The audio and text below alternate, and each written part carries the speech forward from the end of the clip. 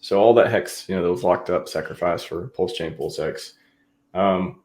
What is the best? I guess what is the best move for hexkins that the SAC address, whoever controls it, the OA or whoever controls that, what is the best move of benevolence for hexkins having that much hex in the address? There's going to be varied opinions about this, and I do try to examine multiple sides of things.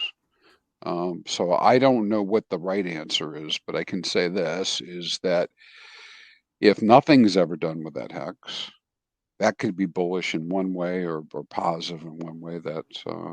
It's just basically supply that's off the market forever, right?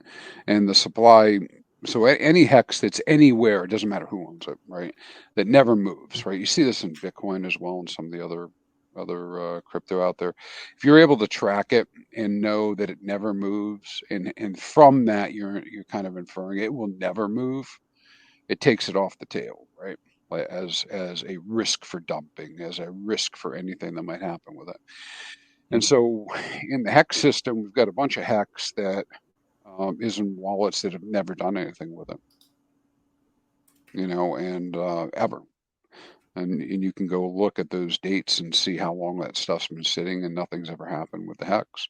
And so at some point, just like Satoshi's coins, you're kind of like, well, I guess it's never going to move, right? And you can definitely risk adjust this, but you start making the assumption it's never going to move, with the risk of it moving, going down further over time, maybe if that's your presentation. And so the OA hex kind of comes into that in my mind too, is that if it's frozen and it's not going anywhere, right? So that's one thing. Now, on the other hand, right, something actively could happen with it. It's been reported that the OA stakes, for instance, claimed their Hadron and then minted their Hadron and then set up, liquidity, a one-sided liquidity pool, basically hex to collect hex for Hadron. So if people wanted to actually sell hex for Hadron, they could, from that, and then that those entities actually collected the hex. That would be another example. Sorry, I was going to cough. In terms of actually, in staking, I don't, again, I can't make any assumptions. I don't know who. I mean, I can make assumptions, but they have to be kind of couched in what might happen. Let's say for some reason somebody did want to change the amount of yield that's provided, and they wanted to cut it in half in the hex system. Well, they could accomplish that by staking, and come in and stake quite a bit of hex to take up half the t-shirt pool, right? And then that might, whatever the numbers will work out to be, might have the amount.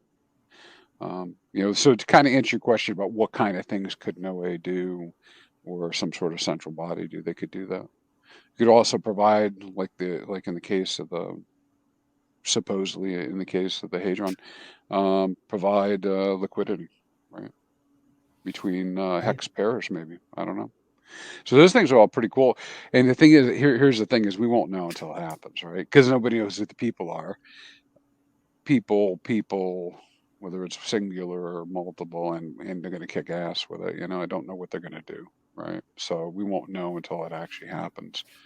And but in the past, what we've generally believed, and again, I don't have 100% proof of this, is that no hex has been quote unquote sold into the market.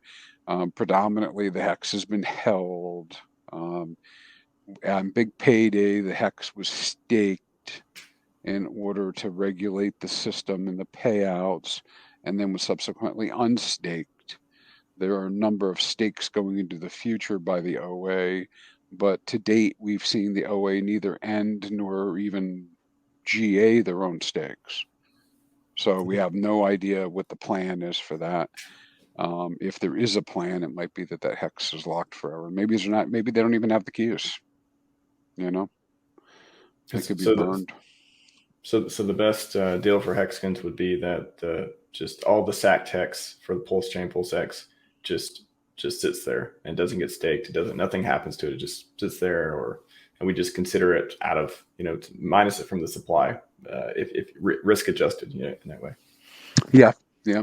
Now I have I'm up. There's some other guys I've done some in-depth research. So yeah, this is one idea, right? I tend to like the idea. I just don't know if I could make the argument. I kind of like the idea of all that hex being used to provide parity, between the two systems once Pulse gets up and running. I like that idea a lot, but we'll see. Or something close to parity by doing liquidity across a bridge.